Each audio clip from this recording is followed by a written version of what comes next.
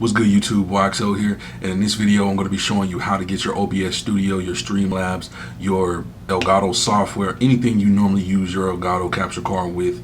I'm going to be showing you how to get it to actually display if you're having a black screen and it's not showing up. This could happen when you start up your OBS and you normally always have it already created and it's not showing up, or this could happen and be causing you issues if you're trying to add a new source that is your Xbox.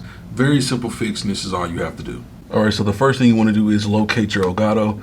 You want to unplug the things from it.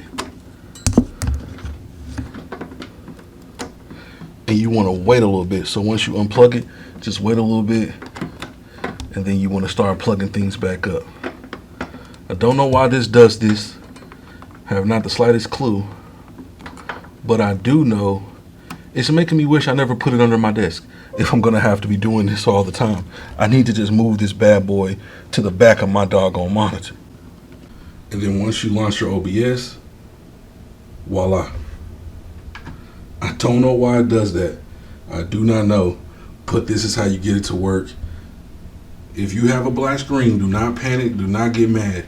Even if you already have the Xbox added in here, don't get frustrated. Just get under there or go wherever you have it connected, unplug everything, plug it back up, and then everything will be working a-okay. And as always, if the video helped you out, please slam the like button, subscribe to the channel if you are new, and I'll see you all in the next one. Peace.